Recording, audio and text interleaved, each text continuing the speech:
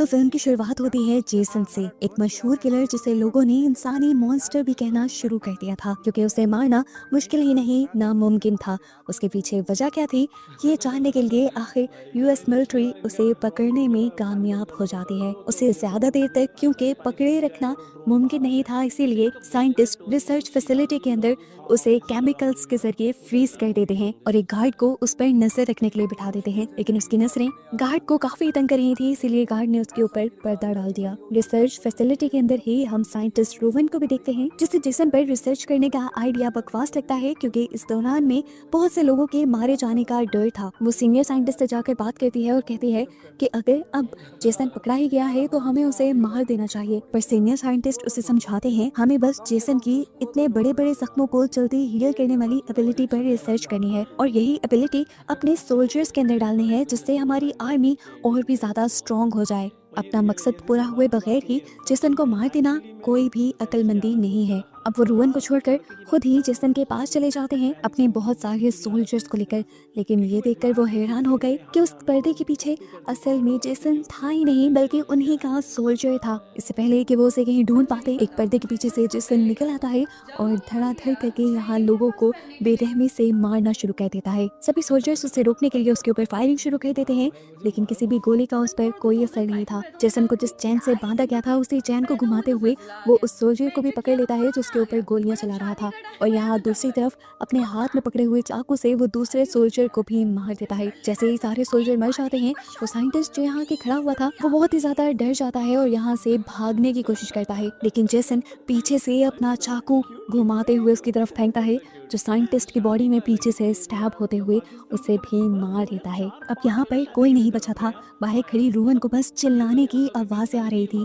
वो डर गई थी। इससे पहले कि अंदर जाती, फैसिलिटी का दरवाजा तोड़ते हुए एक सोल्जर उसके सामने गिरता है जो मरने की स्टेज पर था, और वो रोवन को भाग जाने को कहता है, क्योंकि अब जेसन शिकारी नजरों से रोवन को देख रहा था। वो उसी सोल्जर की गन लेते हुए बहादुरी से जेसन पर शूट करती रहती है और उसे पीछे चलने पर मजबूर करती है। पीछे होता हुआ जेसन एकदम से उसी पॉड में चला जाता है जहाँ उसे फ्रीज किया जाता था। बिना वक्त गवाए दोबारा रोवन उस पॉड को भी जल्दी से लॉक करने की कोशिश कर रही थी कि तभी जेसन ने उस पॉड के अंदर से ही अपने चाकू को जोर से बाहर निकाला, जिससे पॉड टूटकर चाकू रोवन की बॉडी के अंदर स्टैब हो गया। ये पॉड भी एक्टिवेट हो चुका था और इसमें से भी अब फ्रीजिंग गैस बाहर निकलने लगी थी, जिससे जेसन फ्रीज होने लगा। गोलियों की आवाज की वजह से पहले ही ये पूरी की पूरी फैसिलिटी लॉक होने लगी थी, और इससे पहले कि रोवन यहाँ से बाहर निकल जाती, ये फैसिलिटी पूरी तरह सील हो जाती है। यहाँ कोई भी पॉड की गैस को बंद करने वाला रहता ही नहीं। पॉड के अंदर से जो जेसन ने चाकू चलाया था उसकी वजह से पॉड की गैसेस बाहर भी निकलने लग जाती हैं और कुछ ही देर में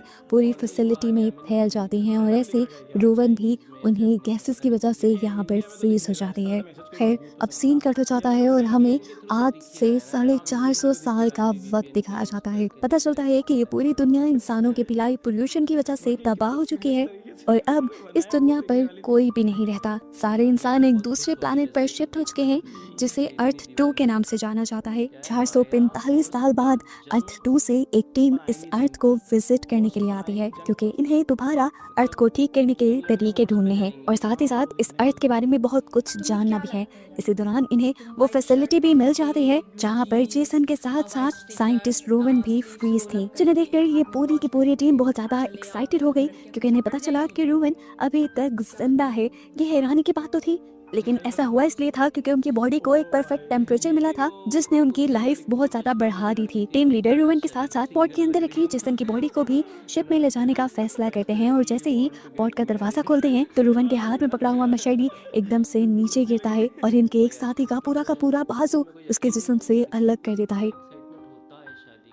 वो लड़का जोर से चिल्लाता है। ये लोग जेसन की बॉडी को तो संभाल लेते हैं और उस लड़के को जल्दी से एक पेन किलर इंजेक्शन देते हैं। खैर, उसके बाद ये दोनों बॉडीज को अपनी शटल में ले जाते हैं। जिस लड़के का बाजू कटा था उसे ये लोग एक बैग पर लेटा देते हैं, जो कुछ ही देर में उसका ये बाजू बनाना शुरू कर देता है, क्योंकि ये एक नैनो टेक्नोलॉजी वाला बैग था जो इंसान के या किसी भी जानवर के किसी भी हिस्से को रीजनरेट कर सकता था, दोबारा बना सकता था। जबकि दूसरी तरफ हमें रूवन 1 को दिखाया जाता है लैब 1 के अंदर। उसके बहुत सारे स्कैन करने के बाद उसे भी नैनो टेक्नोलॉजी वाले बेड पे लिटाया गया था और उसे दोबारा होश में लाने की कोशिश की जा रही थी। जबकि लैब 2 के अंदर जेसन के ऊपर रिसर्च हो रही थी और ये देखकर सब लोग बहुत ज्यादा हैरान थे कि जेसन की बॉडी के अंदर एक बहुत छोटा सा दिमाग था जो उसकी बॉडी को चला रहा था। यहाँ पर ये साइंटिस्ट जेसन की आंख का सैंपल निकालती है जो बहुत ही बुरे तरीके से खराब हो चुकी थी। दूसरी तरफ हम देखते हैं कि रोमन को भी होश आ जाता है और होश में आते ही नए लोगों को अपने करीब देखते ही वो पैनिक कर जाती है और यहाँ पर साइंटिस्ट को थप्पड़ भी लगा देते हैं और साइंटिस्ट उन्हें काम डाउन करते हैं और सिचुएशन समझाने की कोशिश करते हैं कि वो इस टाइम फ्यूचर में है और रिसर्च लैब में है क्योंकि पिछले 450 साल से वो बेहोश थी। ये सुनकर तो साइंटिस्ट खुद भी बहुत ज्यादा शॉक में रह गई थी। टीम लीडर इस टाइम अर्थ 2 से कांटेक्ट करते हैं और उन्हें ये खबर देते हैं कि उनके पास 450 साल पुराने लोग हैं जो अभी भी जिंदा हैं। उनको लगता था कि वहाँ के लोग इन्हें देखने के लिए बहुत सारे पैसे देंगे, लेकिन वहाँ पर बैठा हुआ इंसान इन्हें ये बताता है कि पुराने लोगों को जिंदा करने की टेक्नोलॉजी अब काफी आम हो चुकी है। इन चीजों को देखने के लिए या किसी पुराने इंसान को देखने के लिए कोई पैसा नहीं देगा, तुम इन्हें अपनी रिसर्च में ही इस्तेमाल करो। हाँ, अलबत्ता जेसन उस टाइम का एक बहुत बड़ा किलर था जिसे मारना नामुमकिन था। उसकी बॉडी देखने के लिए शायद लोग थोड़ी सी एक्साइटमेंट दिखाए। दूसरी तरफ हम दोबारा उसे साइंटिस्ट को देखते हैं जो जेसन के ऊपर रिसर्च कर रही थी। उसे जैसे ही जेसन का मास्क उठाया उसका चेहरा देखने के लिए तो वो बुरी तरह से जला हुआ था और वो बहुत ही ज्यादा डरावना दिख रहा था। इसलिए वो उसका मास्क दोबारा रख देती है उसके फेस पर और उसके छोटे से ब्रेन पर रिसर्च करने लग जाती है। इस दौरान उसे एक दो मर्तबा शक भी होता है कि जैसे जेसन होश में आ रहा है, लेकिन वो उसे अपना वहम समझकर इग्नोर कर देती है क्योंकि जेसन मरा हुआ था। लेकिन हमें दिखाया जाता है कि सच में जेसन का हाथ हिल रहा है, यानी वो जिंदा हो रहा है, क्योंकि इस टाइम जेसन को इन्होंने नैनोटेक बेड पे लिटाया हुआ था, जिस नैनोटेक बेड ने उसके अंदर दोबारा से जान भर दी थी। एकदम से उसे किसी के उठने की आवाज़ आती है और जैसे ही वो पीछे मुड़कर देखती है तो सच में जेसन अब उस बेड पर नहीं था। उसने इधर उधर देखा तो एकदम से जेसन ने उसे पीछे से काबू कर लिया। वो उसे मारने लगा था। अपने आप को बचाने के लिए ये लड़की बाहर आवाज़ देने की कोशिश पे करती है, लेकिन कोई उसे सुन नहीं पाता।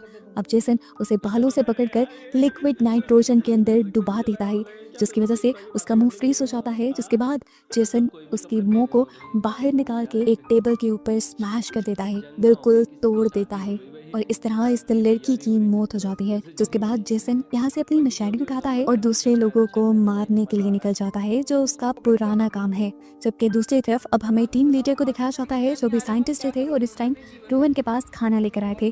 खाना देते हुए ये लोग बातें करते हैं और टीम लीडर जेसन के बारे में पूछते हैं तो रोवन बताती है कि वो एक बहुत ही खतरनाक किलर है जिसे मारना मुमकिन नहीं, क्योंकि वो बड़े से बड़े जख्म को भी खुद ब खुद हील करने की पावर रखता है। बातों ही बातों में रोहन को पता चलता है कि ये लोग जेसन को भी यहाँ लेकर आए थे, जिससे वो बहुत ज़्यादा गुस्सा हो जाती है और कहती है तुम जानते नहीं वो कितना खतरनाक है। तो यहाँ पर लीडर उसे बताते हैं कि वो तो मर चुका है, जिस पर वो लड़की कहती है कि मुझे इस बात का प्रूफ चाहिए। ये लोग उसे उस रूम में लेकर जाते हैं जहाँ पर इन्होंने जेसन को बेड से बांधा हुआ था, लेकिन अब जेसन वहाँ नहीं था और ये देखते हुए ही सब के सब शॉक रह गए। इस लैब के अंदर सिर्फ इस टाइम उस लड़की की लाश थी जिसे थोड़ी ही देर पहले जेसन ने मारा था और ये देखकर सभी लोगों में अफरा तफरी मच जाती है।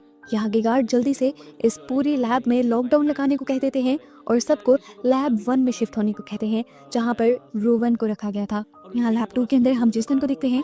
जेसन अब पास के बने हुए एक कैबिन के अंदर आ रहा था जहाँ पर एक कपल जल्दी से लैब 1 से निकलकर लैब 2 में जाने की तैयारी कर रहा था, लेकिन इतना तो जेसन उन्हें टाइम ही नहीं देता। वो उस लड़की की बॉडी में अपनी मशाइल ही स्टैब कर देता है, जिसका खून जाकर उसके पार्टनर के चेहरे पर गिर जाता है और वो बहुत ही ज़्यादा पैनिक कर जाती है। जेसन उस लड़के को खींचते हुए यहाँ से दूर ले जाता है और वो लड़की पैनिक होते हुए सब लोगों के पास आती है और उन्हें बताती है कि जेसन ने कितनी बेदर्दी से उसके पार्टनर को स्टैब किया था। गार्ड को भी समझ आ गई थी कि जेसन कितना खतरनाक है, इसलिए वो अपनी पूरी फोर्स को ऑर्डर दे देता है जेसन को पकड़कर मारने का। लेकिन यहाँ का जो टीम लीडर था वो जेसन को मारना नहीं चाहता था, क्योंकि जेसन को अर्थ 2 पहले जाने पे उसे बहुत सारे पैसे मिलने थे। वो गार्ड को भी ऑफर करता है कि उसमें से आधे पैसे तुम ले सकते हो। गार्ड बजाय तो उसकी बात मान लेता है क्योंकि वो लीडर था, लेकिन फिर अपने रूम में जाने पर सभी सोल्जर्स को दोबारा जेसन को मारने का ऑर्डर दे देता है। क्योंकि वो जानता था कि जेसन का जिंदा रहना बिल्कुल ठीक नहीं। स्क्रीन कट होकर यहाँ पर हमें दिखाया जाता है कि दो सोल्जर्स इस टाइम बड़े बड़े मॉन्स्टर से लड़ रहे थे। एक सोल्जर पहले ही एक ही शूट में एक मॉन्स्टर को मारने में कामयाब हो जाता है, लेकिन वो नहीं जानता था कि दूसरा मॉन्स्टर भी उसके पीछे ही है। तभी उसका दूसरा साथी पीछे से इसी मॉन्स्टर को शूट कर देता है और तभी एक और किलर इसी रूम में आ जाता है और वो था जेसन। जेसन पकड़कर यहाँ सभी लोगों को मारता जा रहा था। ये किलर कहाँ से आया था, इसे देखकर ये सब लोग कंफ्यूज हो गए थे, क्योंकि इस टाइम ये लोग एक गेम खेल रहे थे और गेम में ही मॉन्स्टर को मार रहे थे और इस गेम में जेसन नाम का कोई किलर तो था ही नहीं। तब इन्हें रियलाइज होता है कि इनकी स्टिमुलेशन के अंदर सच में कोई और आ गया है। जैसे ही ये लोग अपनी डिवाइसेस अपने सरों से उतारते हैं तो देखते हैं कि वहाँ पर सच में जेसन था जो यहाँ के लोगों को मार रहा था। ये देखते हुए यहाँ पर वो लड़का जिसका बाजू भी कट गया था वो फौरन ही पीछे से जेसन के ऊपर हमला करता है उसे मारने के लिए, लेकिन जेसन एक ही बार में उसे अपने पीछे से आगे लाते हुए गले से पकड़कर उसका गला दबा देता है और आखिर उसे मारकर जमीन पे गिरा देता है। जिसके बाद वो दूसरे आदमी को तो सिर्फ एक थप्पड़ मारकर दीवार पे गिराते हुए ही उसकी जान ले लेता है। यहाँ जो सोल्जर्स जेसन को ढूंढ रहे थे वो जब गेमिंग रूम में आकर इन दोनों की बॉडी देखते हैं तो फौरन सभी लोगों को अलर्ट कर देते हैं। इसी गेमिंग जोन से अगले रूम में हम एक इंजीनियर को देखते हैं जो अपने कानों पे हेडफोन लगाए अपने काम में बिजी था। वो किसी की बातें तो सुन नहीं पा रहा था, लेकिन एकदम से अपने सामने लगे हुए मिरर में वो पीछे से जेसन को दिखता है और इससे पहले कि वो कुछ रिएक्ट कर पाता पीछे से धड़ाधड़ गोलियां चलती हैं जो यहाँ पर कैप्टन चला रहे थे जेसन को मारने के लिए।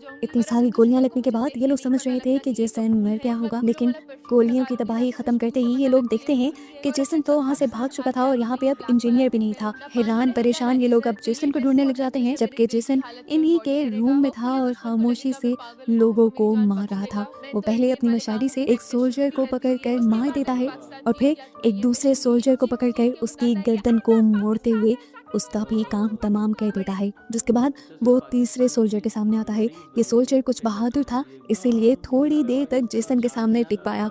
उसने जेसन को 2-3 हिट भी किए, लेकिन ज़्यादा फायदा नहीं हुआ क्योंकि जेसन ने एक पंच मारते हुए ही उसे नीचे गिराया और वो मर गया। अब जैसे ही आगे बढ़ने वाले सोल्जर्स को इन सोल्जर्स की बॉडी दिखती है तो वो फौरन अपने कैप्टन को इस बारे में बताते हैं और कैप्टन उन्हें जल्द ही आगे बढ़ते हुए अपना मिशन कंप्लीट करने को कहते हैं, यानी जेसन को मारने को कहते हैं। अपने बॉस का ऑर्डर मिलते ही वो लड़की आगे की तरफ बढ़ती है और जेसन को ढूंढ ही रही होती है, लेकिन जेसन तो उसके पीछे था जो एकदम से उसकी गर्दन पे अपनी मशाली रखते हुए उसकी गर्दन काट देता है। वो लड़की उसी टाइम मरती नहीं बल्कि रेडियो से अपने साथियों को मदद के लिए बुलाती है। वो मदद खुद को जिंदा रखने के लिए नहीं मांग रही थी बल्कि जेसन को पकड़ने के लिए मांग रही थी और ऐसा करते ही वो खुद मर गई। उसकी लोकेशन बताने की वजह से यहाँ पर एक और सोल्जर आया जिसके हाथ में एक बहुत ही एडवांस गन थी। वो इस गन से बार बार शूट करते हुए जेसन को पीछे की तरफ चलने पर मजबूर कर देता है और आखिर जेसन एक हुक के ऊपर गिरता है जो इन्हीं का लगाया एक ट्रैप था। दूसरा सोल्जर फौरन ही मशीन से उस हुक को ऊपर कर देता है और ये सब लोग इस बात का जश्न मनाते हैं कि इन्होंने जेसन को पकड़ लिया।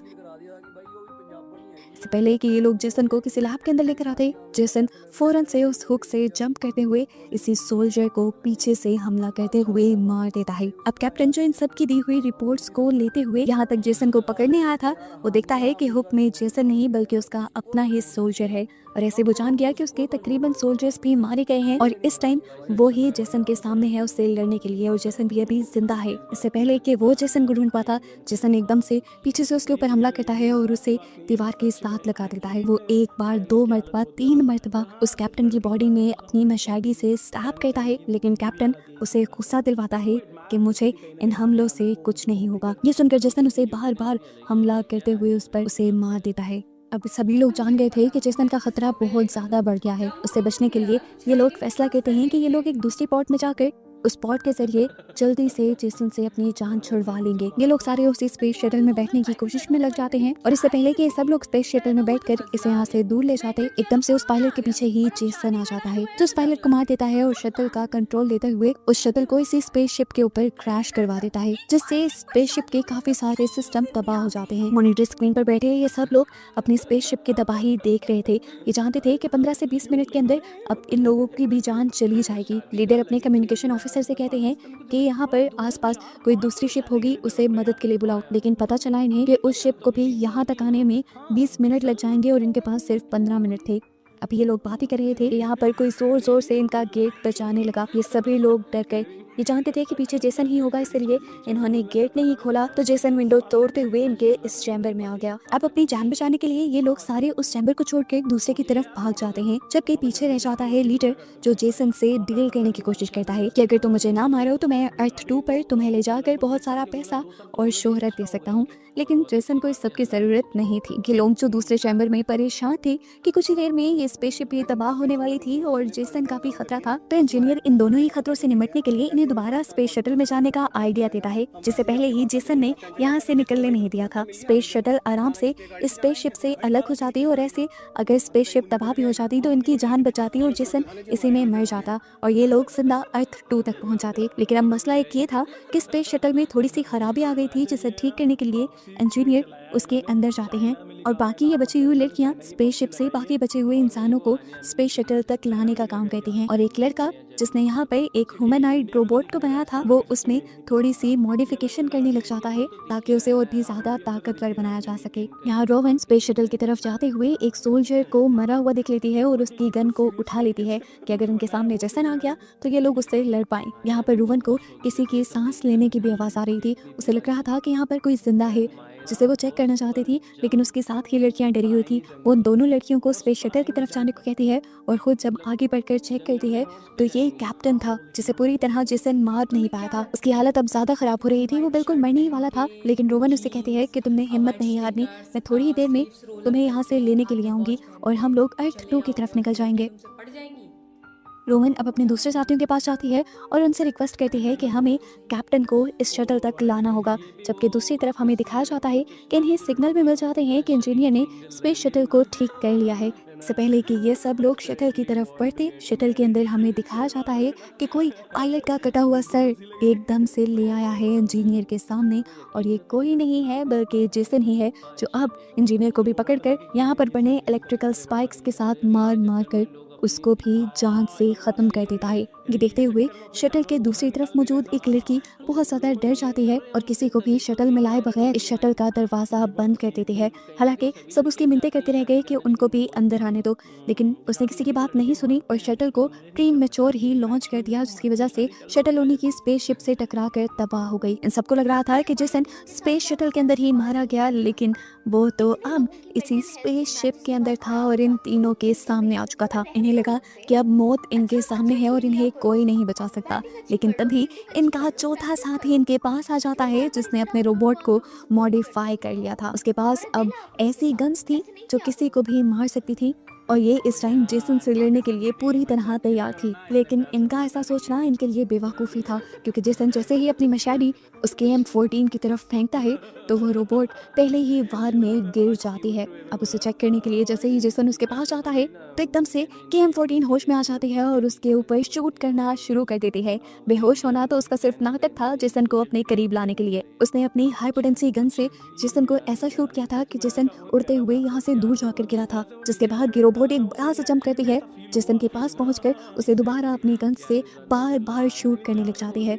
यहाँ जेसन भी अपने आप को एक दो मरतबा उठाने की कोशिश तो करता है, लेकिन ये रोबोट अपने पाँव से किक करते हुए उसे बार बार गिरा देती है और इस दौरान भी उस पर शूट करती ही रहती है। अब इस रोबोट ने जेसन को दूर फेंका था, वो उसके ऊपर जंप करके उसके सर पर बंदूक रखते हुए उसके दिमाग को खत्म करने चाहती थी, लेकिन तभी जेसन ने नीचे से उसके ऊपर वार कर दिया और ये रोबोट गिर गई। इससे पहले कि जेसन अब रोबोट को खत्म कर देता, पीछे से कैप्टन अपनी धुआंधार एंट्री करते हैं और जेसन के कंधे में एक चाकू स्टैब करते हुए उसे कुछ मिनट के लिए कमजोर कर देते हैं और इतनी ही देर में उस रोबोट को टाइम मिल जाता है रिकवर करने का। KM14 दोबारा उसके ऊपर वार करती है और उसे मार मार कर यहाँ से दूर करने की कोशिश करती है। अब वो अपनी गन से ही इस चैम्बर का दरवाजा तोड़ते हुए उसे लैब 1 में भेज देती है, जहाँ पर वो नैनो टेक्नोलॉजी वाले बेड थे, जिस एक बेड के साथ जेसन भी टकरा जाता है। आखिर में KM14 उसके सर को शूट करते हुए उसे भी मारने में कामयाब हो जाती है। फाइनली जेसन को मारने में ये लोग कामयाब हो चुके थे, ये लोग बहुत खुश थे।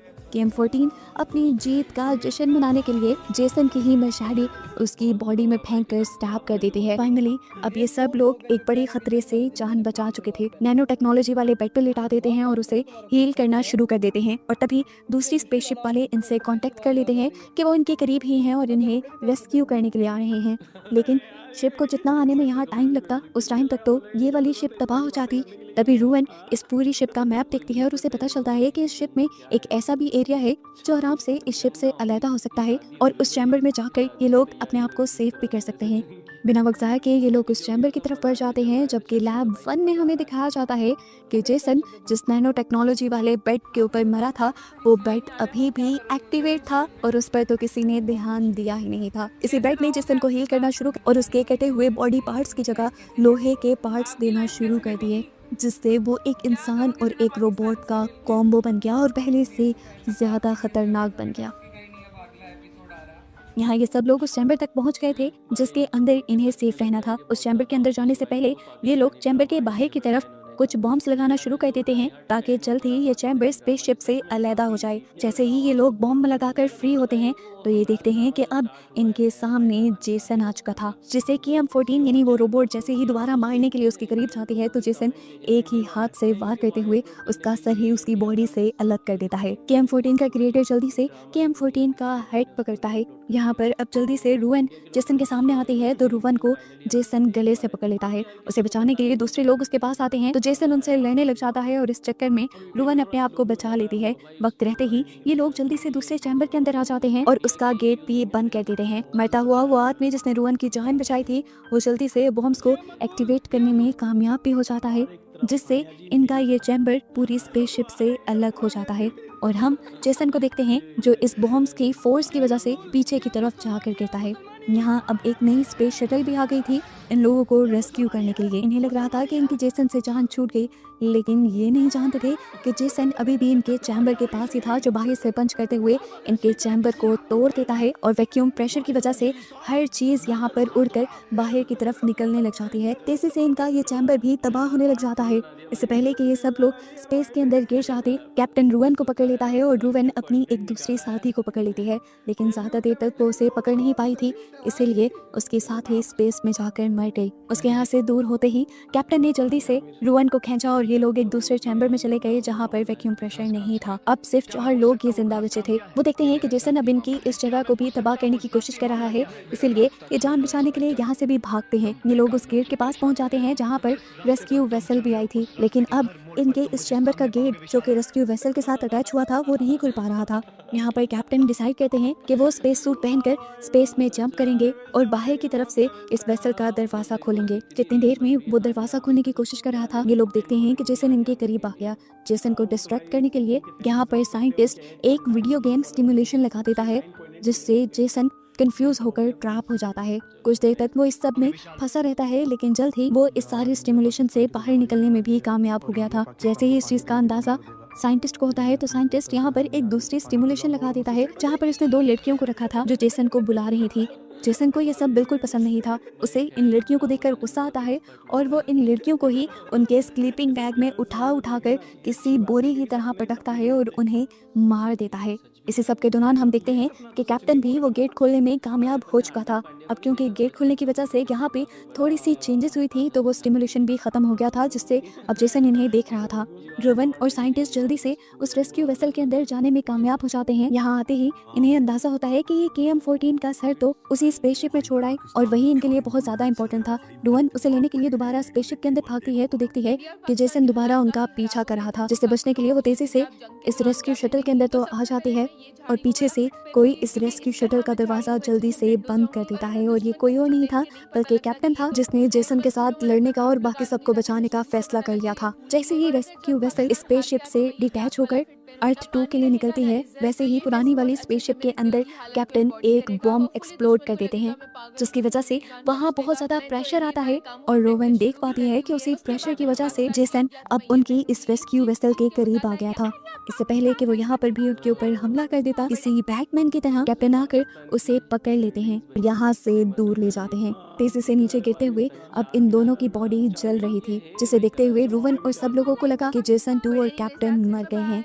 अर्थ 2 पर हमें दिखाया जाता है कि एक कपल यहाँ पर एक टूटे हुए तारे को देखता है, जो असल में टूटा हुआ तारा नहीं था ही बल्कि जेसन का सर था और वो यहाँ पर अब कोई और तबाही फैलाएगा या नहीं, इसी मिस्टीरियस एंडिंग के साथ ये कहानी यहाँ खत्म हो जाती है।